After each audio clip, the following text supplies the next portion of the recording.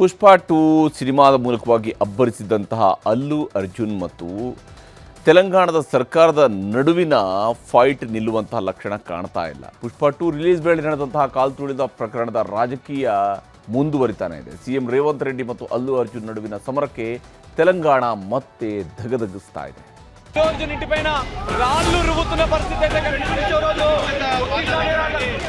December 4ರಂದು ಹೈದರಾಬಾದ್ನಲ್ಲಿ ನಡೆದ ಪುಷ್ಪ 2 premiere show ಕಾಲ್ತುಳಿತ ದುರಂತ ನಟ ಅಲ್ಲು ಅರ್ಜುನ್ ಬಂಧನ ತೆಲಂಗಾಣದಲ್ಲಿ ರಾಜಕೀಯ ತಿರುವು ಪಡೆದುಕೊಂಡಿದೆ. ಅಲ್ಲು ಅರ್ಜುನ್ ಆಗಮಿಸಿದಾಗ ಸಂಧ್ಯಾ ಥಿಯೇಟರ್ ಬಳಿ ಉಂಟಾದ ಕಾಲ್ತುಳಿತದಲ್ಲಿ ರೇವತಿ ಎಂಬ ಮಹಿಳೆ ಮೃತಪಟ್ಟಿದ್ದರು. ಈಕೆಯ ಪುತ್ರ ಗಂಭೀರವಾಗಿ ಗಾಯಗೊಂಡು ಆಸ್ಪತ್ರೆಯಲ್ಲಿ ಸಾವು ಬದುಕಿನ ಹೋರಾಟ ನಡೆಸುತ್ತಿದ್ದಾನೆ. ಈ ನಡುವೆ ನಿನ್ನೆ ಅಲ್ಲು ಅರ್ಜುನ್ ಮನೆಯ ಮೇಲೆ ಕೆಲವರು ದಾಳಿ ಮಾಡಿ ಕಲ್ಲು ತೂರಾಟ ನಡೆಸಿದ್ರು. ಮೃತ ರೇವತಿ ಕುಟುಂಬಕ್ಕೆ 1 ಕೋಟಿ ರೂಪಾಯಿ ಪರಿಹಾರ ಘೋಷಿಸಬೇಕಂತ ಒತ್ತಾಯಿಸಿ ಕೈಗೆ ಸಿಕ್ಕ ಹೂಕುಂಡಗಳನ್ನು ಧ್ವಂಸ ಮಾಡಿದ್ರು.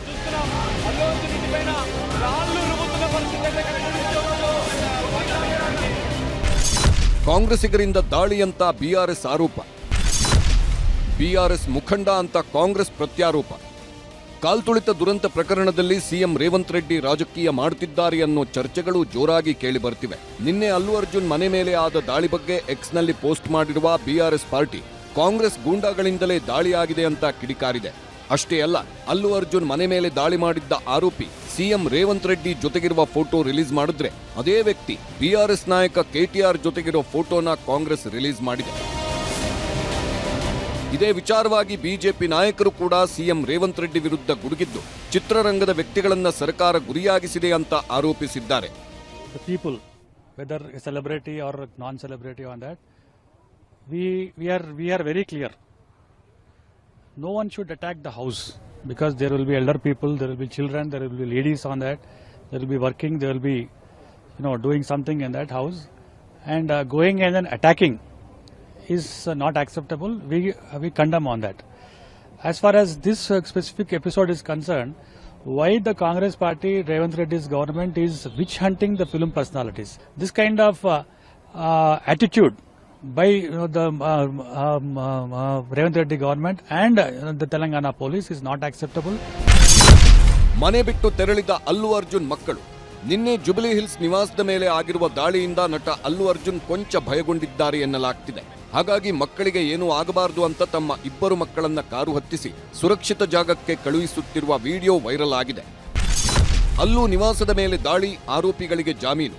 ಅಲ್ಲು ಅರ್ಜುನ್ ಅವರ ಜುಬಿಲಿ ಹಿಲ್ಸ್ ನಿವಾಸದ ಮೇಲೆ ಅಟ್ಯಾಕ್ ಮಾಡಿದ್ದ 6 ಜನರನ್ನ ವಶಕ್ಕೆ ಪಡೆದಿದ್ದ ಪೊಲೀಸರು ಇಂದು ಹೈದರಾಬಾದ್ನ ಕೋರ್ಟ್ಗೆ ಹಾಜರುಪಡಿಸಿದ್ರು. ವಿಚಾರಣೆ ನಡೆಸಿದ ಕೋರ್ಟ್ 6 ಆರೋಪಿಗಳಿಗೆ ಜಾಮೀನು ನೀಡಿದೆ. ಸಿಎಂ ರೇವಂತ್ ರೆಡ್ಡಿ ವರ್ಸಸ್ ನಟ ಅಲ್ಲು ಅರ್ಜುನ್.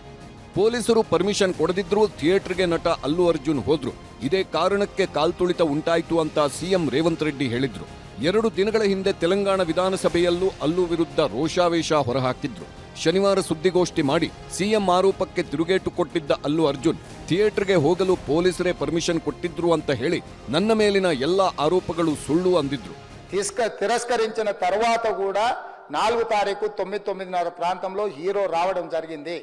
రావడం కారులో వచ్చి థియేటర్లపై సినిమా తీసి మళ్ళీ కారులో వెళ్ళిపోతే పెద్దగా ఇంత ఇబ్బంది జరుగుతుండేనేమో లేదో నాకు తెలియదు.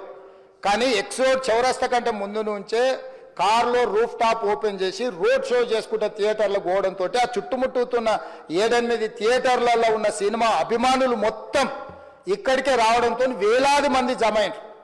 ఆ గేట్ ఒక్కసారి హీరో కారు లోపలికి పంపించడానికి ఉన్న గేటు తెరవడంతో వేలాది మంది ఒక్కటేసారి ఉప్పెనలాకి వచ్చాను. నేనేమి ఇర్రెస్పాన్సిబుల్ గా గత 20-30 ఏళ్ళుగా నేను అదే థియేటర్కి వెళ్తున్నాను. ఓల్డ్ సినిమాలకి వెళ్ళాను నేను అదే థియేటర్కి. నా సినిమాలు కాకుండా బయట సినిమాలకి వెళ్ళా. ఎప్పుడు ఇలాంటి యాక్సిడెంట్ అవ్వలేదు. అండ్ నేనేదో ఇర్రెస్పాన్సిబుల్గా థియేటర్కి వెళ్ళిపోయాను, పర్మిషన్ లేకుండా వెళ్ళిపోయాను అనేది అబ్సల్యూట్లీ ఫాల్స్ ఇన్ఫర్మేషన్. అలాంటిది ఏమీ లేదు. థియేటర్ వాళ్ళు పర్మిషన్ సార్ట్అవుట్ చేసుకున్నారని చెప్పి మేము అక్కడికి వెళ్ళాం. అక్కడికి వెళ్తే పోలీసులే క్లియర్ చేస్తున్నారు అక్కడ. So it is understood that everything is sorted. నేను వాళ్ళ డైరెక్షన్లోనే వెళ్తున్నాను. ತೆಲಂಗಾಣದಲ್ಲಿ ಸದ್ಯ ಅಲ್ಲು ಅರ್ಜುನ್ ವರ್ಸಸ್ ಸರ್ಕಾರ ಎನ್ನುವ ಪರಿಸ್ಥಿತಿ ಇದೆ. ಇದರ ಮಧ್ಯೆ ಅಲ್ಲು ಅರ್ಜುನ್ ಅವರ ಮಾವ ಕಾಂಗ್ರೆಸ್ ಮುಖಂಡ ಕಂಚಾರ್ಲ ಚಂದ್ರಶೇಖರ್ ರೆಡ್ಡಿ ಅವರು ಟಿಪಿಸಿಸಿ ಉಸ್ತುವಾರಿ ದೀಪಾದಾಸ್ ಮುನ್ಷಿ ಅವರನ್ನ ಭೇಟಿ ಮಾಡಿರುವುದು ಕುತೂಹಲ ಮೂಡಿಸಿದೆ. Bureau report, news 18.